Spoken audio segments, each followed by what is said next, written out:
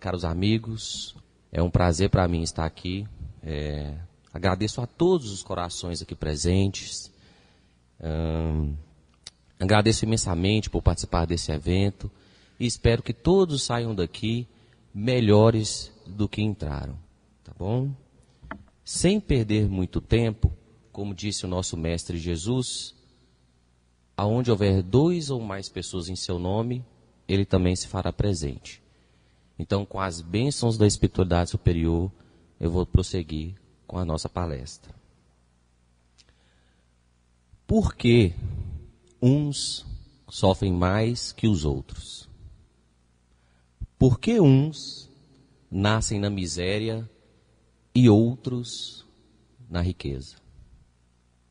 Por que homens virtuosos sofrem mais que os homens maldosos?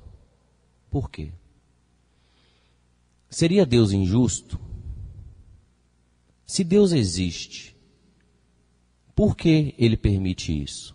São perguntas frequentes. Todos nós fazemos. Talvez nós podemos dar respostas superficiais a essas perguntas. Mas cada um de nós passa por um momento de perda na nossa vida. Um momento de dúvida. E isso gera uma crise na nossa fé. Mas por que que isso acontece? Se Deus existe e Ele vê a dor, por que que Ele permite que isso aconteça? Uma questão mais intrigante ainda, mais intrigante. Um homem de mau caráter pratica maldade, violência, corrupção e ele ainda prospera. São perguntas que nos fazem questionar. Quando examinamos a nossa vida do nascimento à morte, notamos que algumas pessoas recebem uma cota maior de, digamos, sofrimento, de aflições, ao passo que outros recebem uma cota maior de sorte. Com certeza, essas perguntas a humanidade se faz. E no capítulo 5 do Evangelho segundo o Espiritismo, principalmente nos itens 4 e 6, que são os itens que serão tratados aqui, o Evangelho traz para nós as respostas a esse questionamento, o entendimento a estes questionamentos. Para começarmos, as aflições elas têm 2 origens. Uma na nossa vida atual, outra fora dessa vida. Nós espíritos, quando a gente está envolvido, encarnado, envolvido materialmente, nós não conseguimos ter ideia da imortalidade do espírito. Nós conseguimos ter ideia somente do nosso presente. 80 anos perante uma eternidade inteira. E o Evangelho vem trazer isso para nós, explicando as causas atuais das aflições. Muitas aflições são consequências do caráter e da própria conduta do ser humano. Nós, na maioria das vezes, somos os próprios causadores dos nossos infortúnios.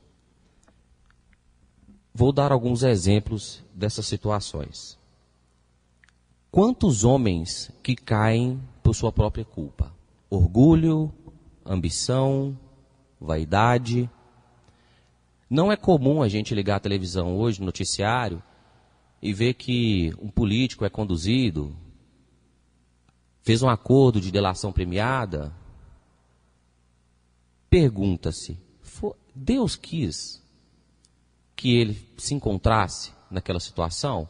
Ou foi ele que causou a própria aflição? Um ladrão, quando rouba, ele é preso. Ele que gerou a própria aflição dele, não Deus. Quantas uniões infelizes resultam do interesse ou da vaidade? Quantos casamentos que se desfazem? Essas aflições, quem provocou? Nós mesmos. Quantas doenças ou enfermidades são provocadas pelos nossos excessos? Por exemplo, um fumante, quando ele desenvolve uma doença pulmonar e necessita de aparelhos, ou um alcoólatra que desenvolve uma cirrose e precisa do tratamento específico, ou um próprio viciado que precisa ser internado. Ele foi o próprio causador da sua aflição. E um exemplo muito interessante é quando nós não combatemos as más tendências dos nossos filhos. As nossas crianças de hoje, quando maltratam os menos favorecidos, elas se tornarão, possivelmente, os jovens de amanhã, sem limite, sem saber lidar com o não, porque nós não soubemos tratar essas más tendências. E depois nós vamos nos deparar com a ingratidão. No capítulo 10, examina a própria aflição do livro Religião dos Espíritos, por Emmanuel, psicografado por Chico Xavier. Ele traz alguns exemplos de sofrimento. A aflição do egoísmo chama-se egolatria.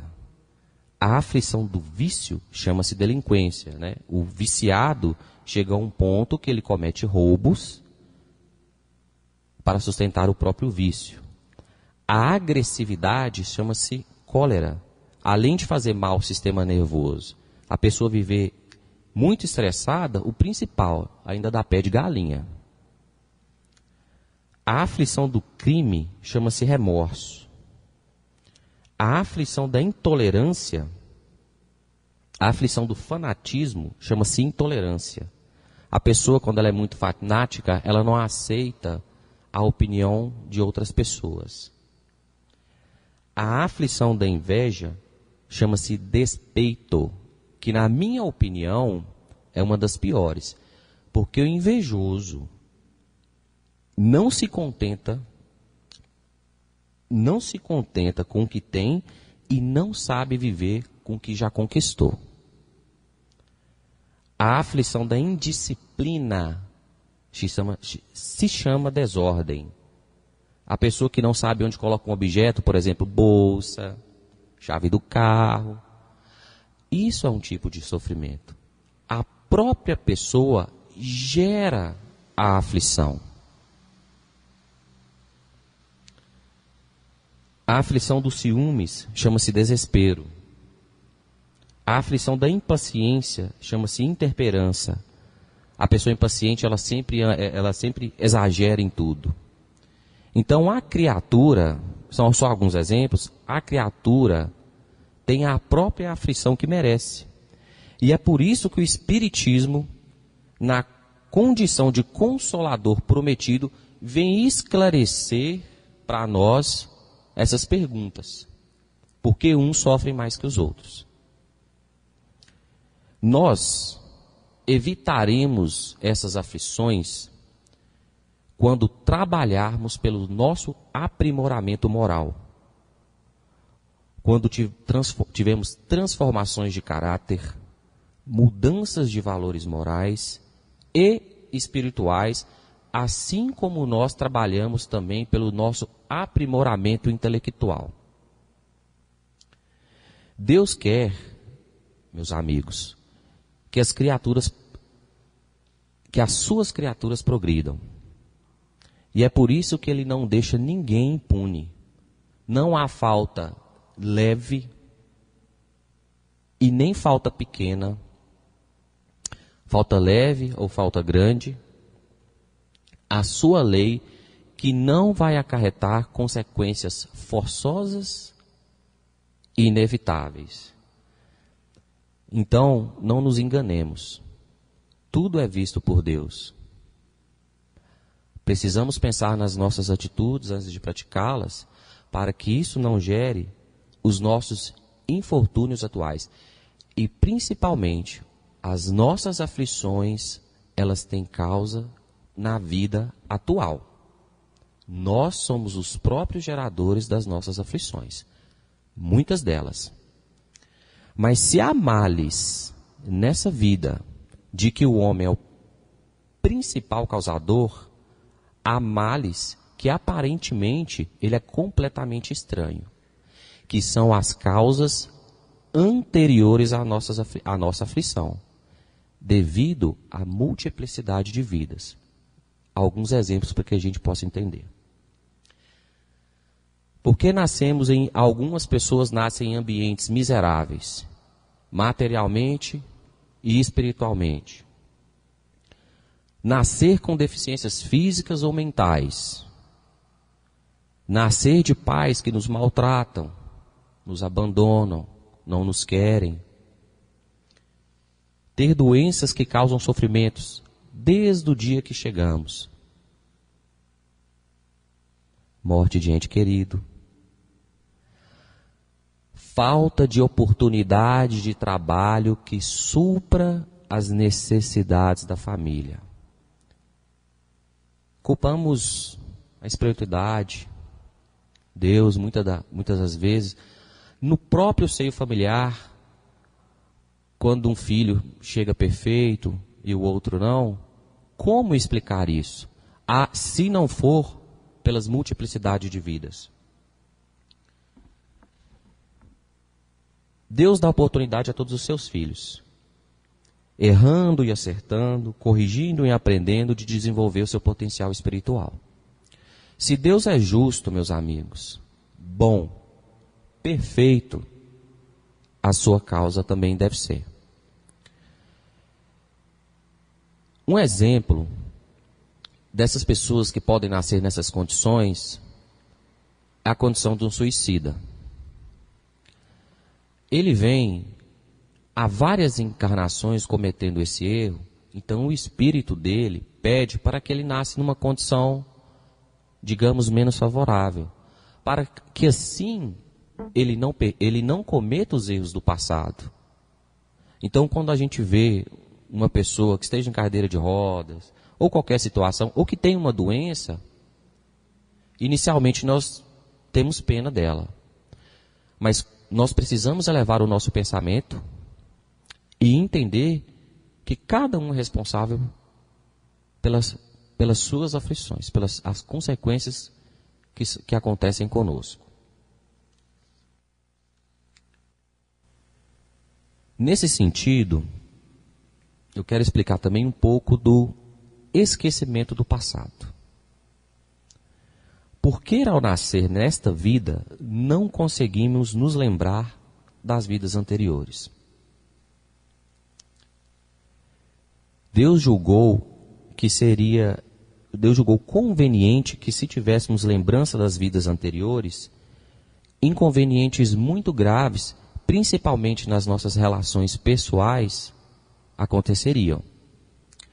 Imaginamos, geralmente o espírito, ele nasce no meio que ele conviveu para reparar os erros que lhe foram causados. Então imaginamos, uma família, 3 ou 4 pessoas, onde o filho, em uma vida passada, foi o causador da morte do pai. Ou vice-versa. Se nós tivéssemos essa lembrança, conseguimos reparar o nosso erro?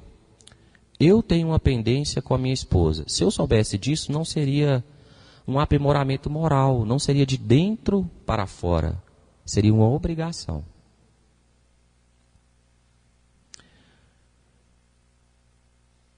Perda de pessoas amadas, morte prematuras. Por que isso acontece? Um tema muito interessante.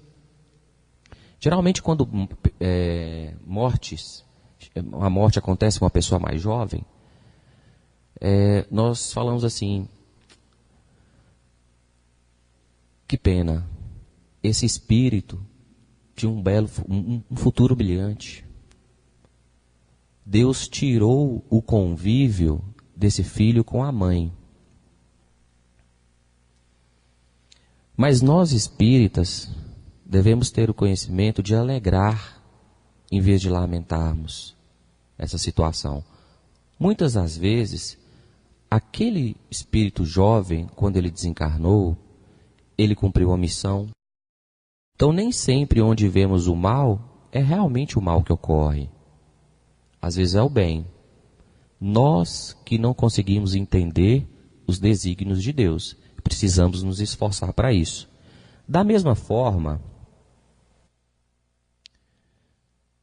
que é muito comum, quando o homem bom, como um homem de bem, morre ao invés do homem de mal. Recentemente a gente viu nas redes sociais, é muito comum a gente ver isso até, um policial e um ladrão. Quem que tem que ser salvo? Quem que você salvaria? Policial ou ladrão? Aí todo mundo fala, poxa, salvar o policial. Esse pensamento, às vezes, ele é um pouco egoísta do nosso pensamento, do nosso ponto de vista. Por quê? Se a gente for parar para pensar, um exemplo para ficar claro, 2 ladrões. Um comete um assassinato, o outro rouba uma galinha. Seria justo que o assassino fosse solto antes do ladrão que cometeu um delito menor? Não. Então, realmente, de fato, muitas vezes o homem de bem, em uma determinada situação, ele desencarna pelo mesmo princípio. Porque a missão dele talvez foi cumprida. E aquele homem de mal, pode ser que ele comece a sua missão. Ou nem tenha começado. Então ele tem que ter a oportunidade de começar, de evoluir. Meus queridos amigos, vou me ater a esses comentários. O tempo ele é um pouco curto e o assunto ele é muito grande. Muito obrigado a todos e lembrem-se, diante de uma aflição, diante de uma dificuldade da vida, há sempre a oportunidade de falarmos: Senhor, perdoa-me, porque eu pequei. Muito obrigado a todos.